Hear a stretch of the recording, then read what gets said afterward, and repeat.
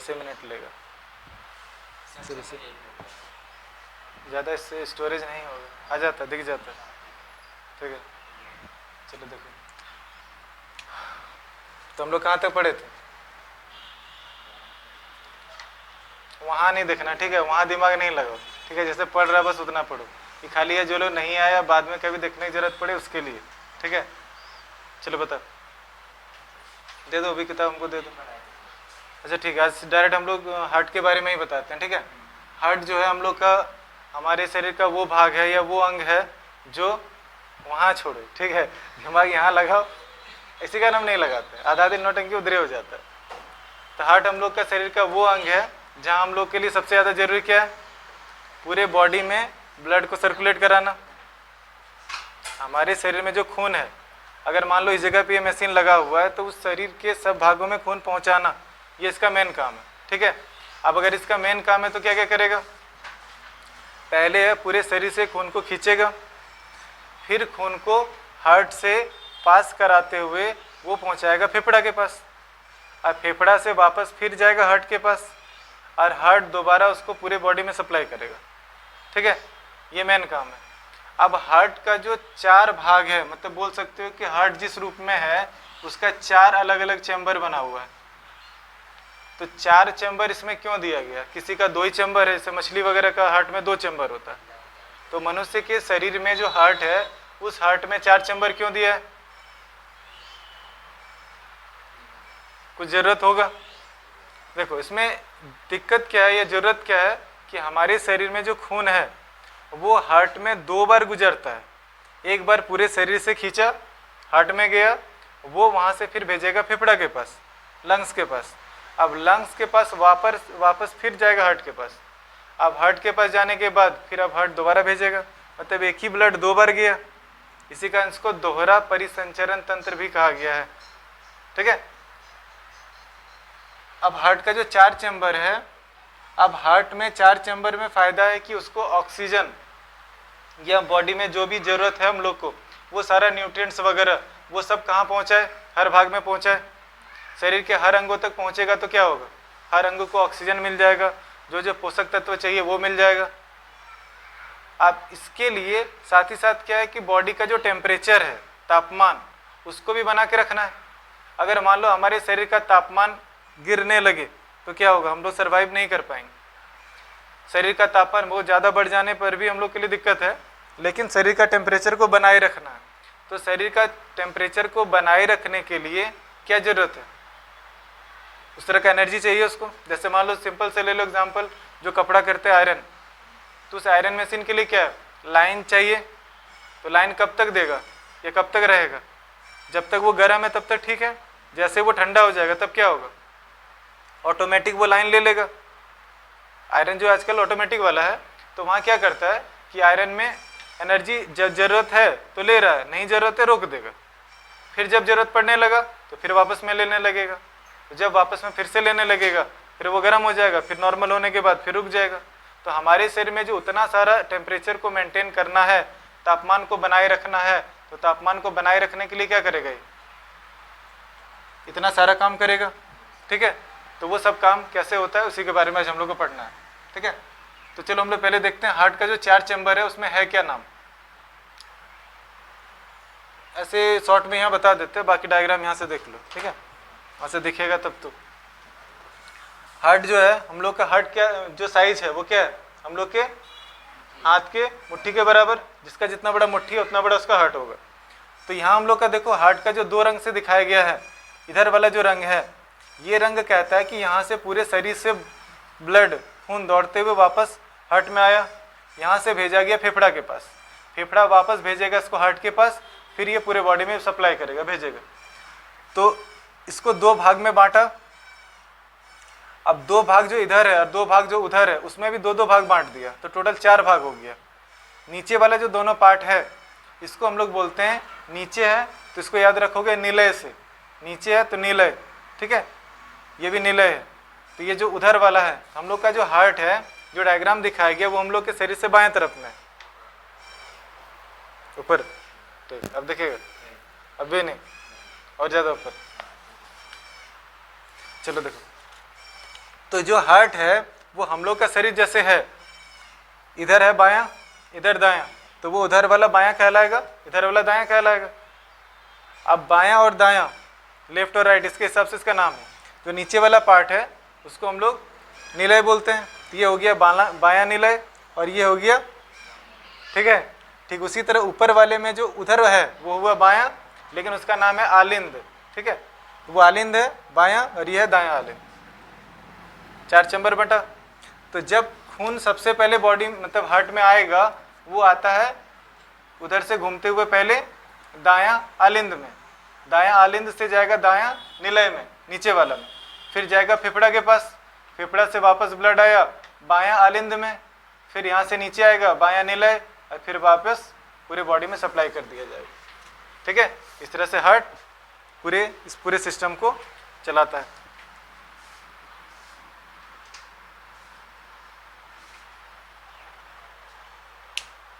अब देखो इसके बीच में जो वाल्व लगा होता है ना, वाल्व मतलब कह सकते हो कि जो एक चैम्बर से दूसरे चैम्बर में जाने से रोकता है, ठीक है। तो वो वाल्व लगाने के पीछे रीजन क्या है कि जो कार्बन डाइऑक्साइड वाला खून है, तो कार्बन डाइऑक्साइड वाला खून वापस पीछे नहीं जाए, वापस मिल जाएगा ना, तो उसको फिर उतना मेहनत करना है, ऊर्जा या एनर्जी का बर्बादी है, एनर्जी इसको बचा के रखना ताकि उसको और ज़रूरत पड़े। तो इसके लिए वो क्या करता है, एनर्जी को बचाने के लिए या जो एनर्जी है उसका कहीं और इस्तेमाल करेगा, उसके लिए वो कार्बन डाइऑक्साइड वाला ब्लड को वापस पीछे नहीं जाने देता है। तो उसके लिए एक वाल्व लगा हुआ है, वो क्या करेगा, उसको रोकेगा, फिर आगे बढ़ने देगा, फिर वापस जब आएगा तो फिर उसको। तो कार्बन डाइऑक्साइड वाला जो ब्लड है ऑक्सीजन वाले ब्लड वाले में नहीं मिले, इसके लिए बीच में एक और लेयर बना होता है ताकि ये दोनों आपस में मिले नहीं, मिल जाएगा तो फिर वहाँ से गड़बड़ होगा, इसके हिसाब से उसको एडजस्ट किया हुआ है, ठीक है।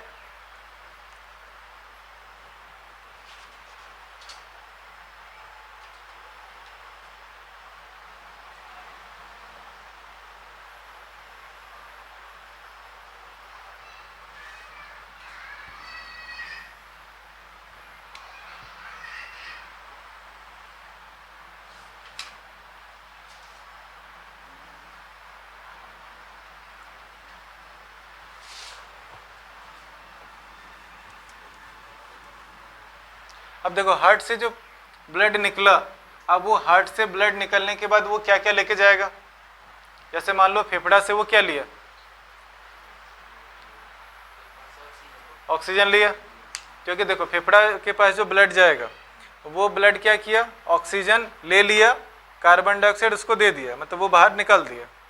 बाद में क्या करेगा, जो कार्बन डाइऑक्साइड निकाला वो फेफड़ा बाहर कर देगा, ऑक्सीजन जो मिलाया अब वो ऑक्सीजन क्या करेगा, ब्लड के साथ मिला देगा। तो ब्लड में जो पार्ट है या जो उसका पार्टिकल्स है, वो पार्टिकल्स उस ब्लड के साथ साथ ऑक्सीजन को लेके जाएगा हर एक सेल के पास, और हर सेल से वापस फिर कार्बन डाइऑक्साइड लाके इसको छोड़ देगा। मतलब पूरे बॉडी में ब्लड दौड़ते रहता है और पूरे बॉडी में कार्बन डाइऑक्साइड और ऑक्सीजन का लेन देन चलते रहता है। अब जिस पाइप से वो चलता है, ठीक है, उस पाइप पे एक तरह का प्रेशर पड़ता है जिसको हम लोग क्या बोले थे, ब्लड प्रेशर। उसमें तो यहाँ तक दिख जाता है ना, तो ब्लड प्रेशर, इसी को हम लोग क्या बोलते हैं, रक्त दाब। अब इससे क्वेश्चन पूछा जा सकता है कि रक्त दाब मापने वाला जो यंत्र है, मतलब वो डिवाइस है जो ब्लड प्रेशर को माप सकता है, उसका नाम क्या है, कल बताए थे, याद है, नहीं याद है, उसका नाम था स्फाइग्मो मैनोमीटर, याद आया। और एक जो हम लोग का हार्ट बीट को मापता है, जैसे मान लो कभी कान में डॉक्टर लगाता है, उसको क्या बोला जाता है, उसको बोला गया स्टेथोस्कोप, ठीक है। तो दोनों यंत्र का नाम या डिवाइस का नाम भी पूछा जा सकता है। तो ब्लड प्रेशर जो मापने वाला यंत्र है वो प्रेशर को माप रहा है कि हार्ट जिस गति से ब्लड को फेंक रहा है, अब उसके कारण से इसके पाइप पे कितना ज़्यादा प्रेशर पड़ रहा है। अब प्रेशर जिस हिसाब से पड़ रहा है वो उसका ब्लड प्रेशर हाई या लो कहा जाएगा, या अगर ठीक ठाक है, जितना होना चाहिए उतना है, तो नॉर्मल कहलाएगा। तो कल जैसे बताए थे ब्लड प्रेशर नॉर्मली कितना होता है, 120/80, ये नॉर्मल है। ये नॉर्मल माना जाता है, लेकिन हर आदमी का इतना होता नहीं है। क्यों?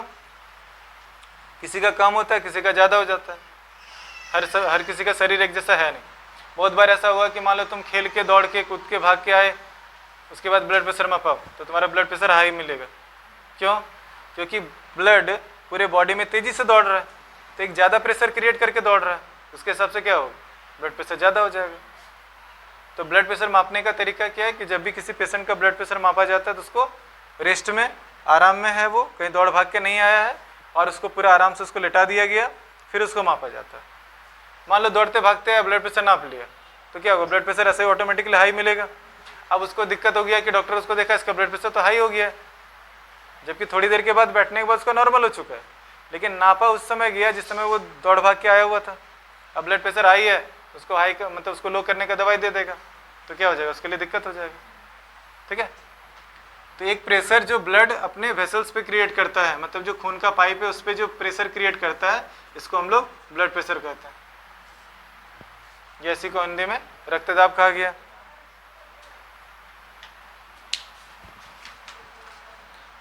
अब देखो, ये जो पाइप है जिसमें ब्लड दौड़ता है वो दो तरह का मेन पाइप है। एक जिसमें ऑक्सीजन वाला खून दौड़ता है, ऑक्सीजन लेके जो जा रहा है, उस तरह का जो पाइप है उसका नाम दिया गया है धमनी। और जो बिना ऑक्सीजन वाला है, मतलब कार्बन डाइऑक्साइड वाला जो ब्लड है,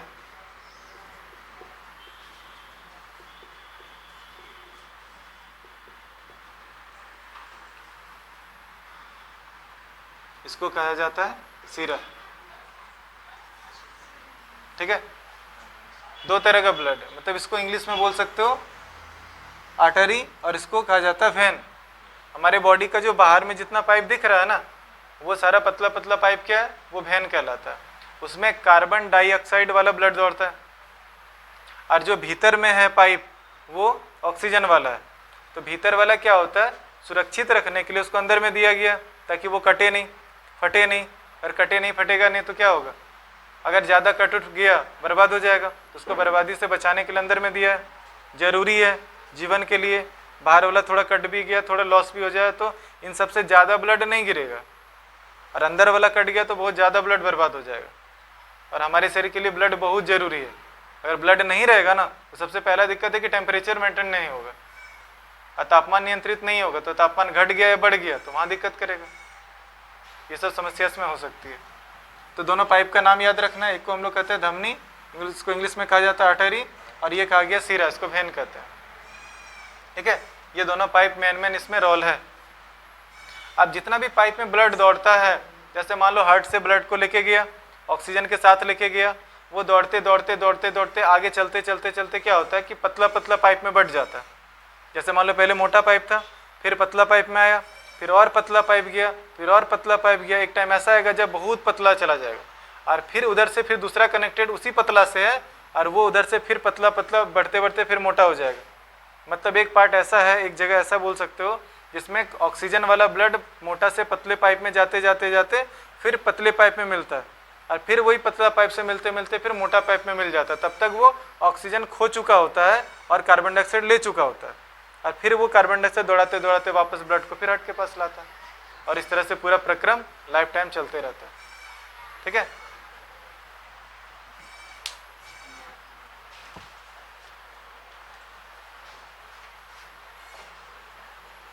अब देखो, कभी कभी हमारे शरीर में अगर कभी कोई पाइप कट गया, बाहरी कहीं कोई चोट लग गया, कट गया, तब क्या करता है? ब्लड में एक तरह का चीज़ है जिसको हम लोग बोलते हैं प्लेटलेट्स। ठीक है? ये वो चीज़ है जो हमारे बॉडी में ब्लड, कहीं भी कोई चीज़ ब्लड निकलना शुरू हो जाता है, कट गया, चोट लग गया तो ब्लड निकलेगा। अगर सोच के देखो कि जैसे मान लो कोई पाइप है, पानी वाला पाइप, तो उसमें छेद हो गया तो पानी क्या होगा? निकलते रहेगा। पानी कब तक निकलेगा? कब तक निकलेगा पानी? पानी हमेशा निकलते रहेगा, क्योंकि उसमें ऑटोमेटिक कोई सिस्टम नहीं है बंद करने का। लेकिन हमारे शरीर में ऐसा है कि अगर मान लो कोई खून का पाइप कट गया तो थोड़ी देर उसको दबा दो, दबाने के बाद क्या होगा? थोड़ा देर के बाद धीरे धीरे धीरे धीरे बंद हो जाएगा। कैसे? तो ये वही प्लेटलेट्स है जो क्या करता है, खून को थक्का बनाने में, मतलब ब्लड को क्लॉट करने में मदद करता है। कट गया, थोड़ा देर तक उसको दबा दो। होता है क्या वास्तव में कि अंदर में कुछ इस तरह का चीज है जिसको बाहरी वातावरण जैसे मिला, जब खून में देखो है, लेकिन जब तक खून अंदर में दौड़ा तब तक नहीं जमने देगा उसको। जब बाहरी वातावरण से आके मिलेगा तो उसको पता चल गया, अब वहां से वो क्या करेगा, एक लेयर बनाना शुरू कर देगा ताकि ब्लड को बाहर जाने से रोक दे, और थोड़ा देर के बाद धीरे धीरे ब्लड रुक जाता है। तो प्लेटलेट्स हमारे लिए बहुत ज़्यादा जरूरी है। ठीक है, बस इतने फिलहाल रहने दो, उसके बाद तो बता।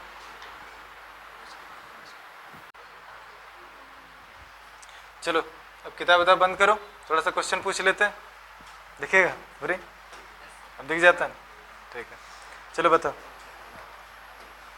सबसे पहला बात है कि हमारे हार्ट में चैम्बर कितना है? नीचे 2, ऊपर 2।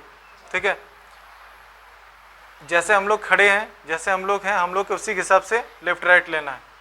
तो सबसे पहले ब्लड जो है पूरे शरीर से दौड़ने के बाद या पूरे शरीर से आने के बाद ब्लड हम लोग का कौन सा चैम्बर में आता है? देखो सिंपल से याद रखना कैसे है। देखो हम लोग जैसे खड़े हैं, हम लोग का हार्ट वैसे है, इधर वाला क्या कहलाएगा? दायां, उधर वाला बायां, मतलब इधर राइट उधर लेफ्ट। और नीचे वाला पार्ट जो है ना उसको हम लोग बोलते हैं नीचे। हिंदी में याद रखने का आसान तरीका है, नीचे है, नीचे उसको नीले, नीचे नीचे नीचे नीले। ठीक है, नीचे वाला नीला है, लेफ्ट मतलब बायां नीला है, दायां नीला है। इसी को इंग्लिश में हम लोग बोलते हैं ventricle, left ventricle, right ventricle. और ऊपर वाले को बोलते हैं आलिंद। ठीक है, उधर वाला जो बायां है लेफ्ट, इसको इंग्लिश में बोला गया लेफ्ट एट्रियम, और ये है राइट एट्रियम।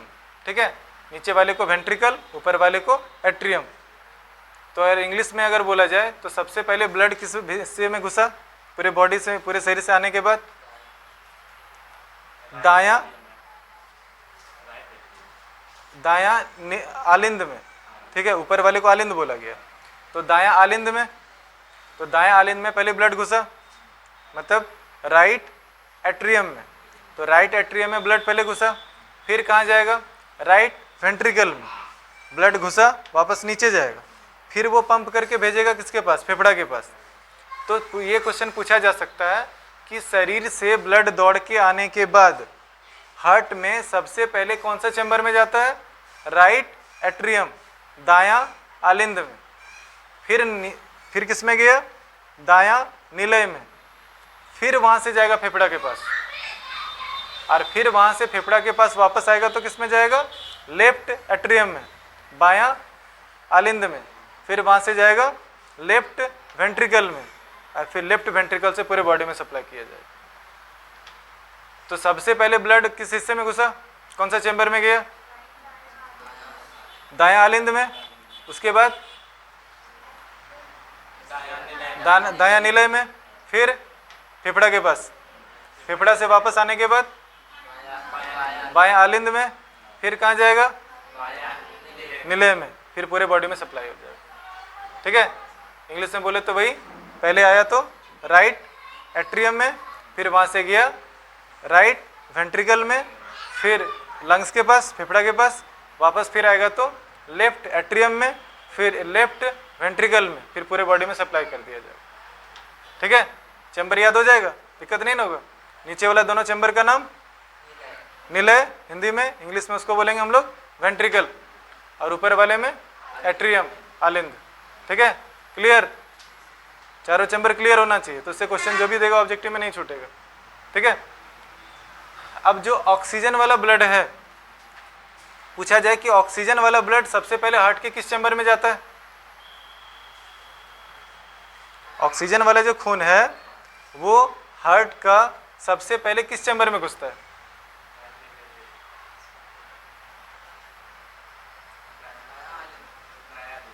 दायां कैसे होगा? बायां ना। दायां जो है वो क्या है? गंदा खून वाला, मतलब कार्बन डाइऑक्साइड वाला। कार्बन डाइऑक्साइड पूरे बॉडी से खींचा, दायां आलिंद में आया, फिर दायां निलय में गया, फिर फेफड़ा के पास भेजा। अब फेफड़ा वापस उसमें ऑक्सीजन मिला के भेजेगा किसके पास? बायां आलिंद के पास, मतलब लेफ्ट एट्रियम में जाएगा। तो पूछा जाएगा डीऑक्सीजनेटेड ब्लड मतलब कार्बन डाइऑक्साइड वाला ब्लड अगर सबसे पहले कौन सा चैम्बर में जाता है तो राइट एट्रियम में, दायां आलिंद में, ठीक है।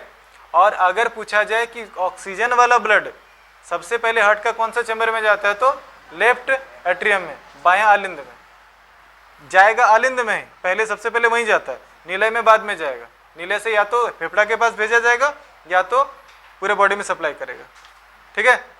तो ऑक्सीजन वाला ब्लड सबसे पहले हार्ट का किस चैम्बर में गया, बायां आलिंद, लेफ्ट एट्रियम में। और अगर डीऑक्सीजनेटेड ब्लड मतलब कार्बन डाइऑक्साइड वाला ब्लड वो सबसे पहले हार्ट में किस चैम्बर में गया, दायां आलिंद, ठीक है। अब यहाँ से ब्लड का फॉर्मेशन सर्कुलेशन शुरू।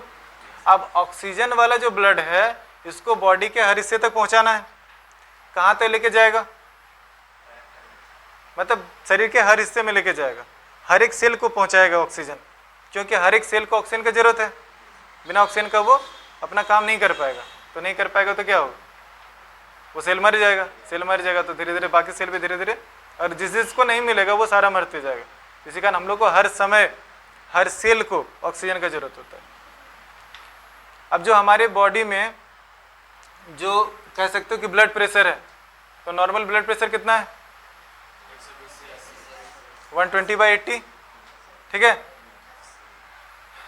जिस यंत्र से मतलब वैसा जिस डिवाइस से ब्लड प्रेशर मापा जाता है उसका नाम क्या है, स्फैग्मोमैनोमीटर, ठीक है।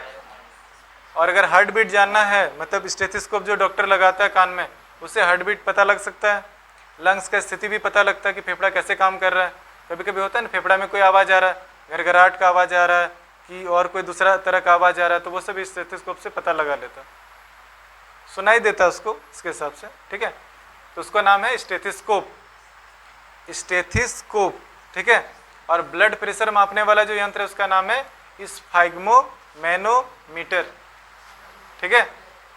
वो जब नोट्स देंगे तो उसमें सारा लिखा हुआ रहेगा, तुम लोग को टेंशन मत, फिर भी किताब में भी है लिखा हुआ। अगर मान लो किसी व्यक्ति का ब्लड प्रेशर बहुत ज़्यादा हाई हो जाए तो क्या होगा, वो बेहोश हो सकता है। ब्लड प्रेशर अगर लो हो जाए तभी वो बेहोश हो सकता है, ठीक है। तो ब्लड प्रेशर अगर बहुत ज़्यादा हाई होने लगे तो सबसे पहले क्या करना है, चाय छोड़ देना। चाय छोड़ दिया, ब्लड प्रेशर का आधा आधी प्रॉब्लम सॉल्व हो जाएगा। किसी को अगर हाई ब्लड प्रेशर है तो चाय उसको छोड़ दो, क्योंकि चाय अगर ज़्यादा पिएगा तो ब्लड प्रेशर और ज़्यादा हाई होते जाएगा। अब ब्लड प्रेशर ज़्यादा हाई हो जाएगा तो फिर क्या है, प्रेशर ज़्यादा पड़ा तो जो पतला पतला पाइप है उन सारे पतले पतले पाइप पे क्या होगा, ज़्यादा प्रेशर पड़ेगा, पाइप फट जाएगा। पाइप फटा तो सारा ब्लड निकल जाएगा। अब मान लो दिमाग के अंदर जो नस है, वेन है या जो भी है, उस पाइप के अंदर जो पाइप का अगर ब्लड फट गया तो क्या होगा,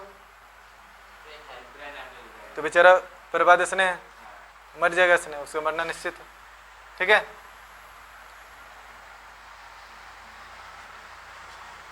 अब जो दो तरह का ब्लड पाइप है दोनों का नाम याद रह जाएगा, धमनी जिसमें ऑक्सीजन वाला ब्लड जाता है, इसको इंग्लिश में क्या बोलेंगे हम लोग, इसको आर्टरी बोला गया, ठीक है। और ये सिरा वेन इसको बोलते हैं हम लोग। इसमें डीऑक्सीजनेटेड ब्लड मतलब कार्बन डाइऑक्साइड वाला ब्लड दौड़ता है। और भी गंदगी रहता है उसके साथ, ऐसा नहीं कि खाली कार्बन डाइऑक्साइड है, और भी गंदगी है, कुछ किडनी के पास जाएगा, कुछ लीवर के पास जाएगा, कुछ अलग अलग पार्ट में जाएगा। तो यहाँ फिलहाल हम लोग के लिए क्या है, जो देखना है यहाँ हम लोग का कार्बन डाइऑक्साइड या ऑक्सीजन, इसको देख के चलना है। इसमें क्या है कार्बन डाइऑक्साइड, इसमें क्या है ऑक्सीजन, ठीक है।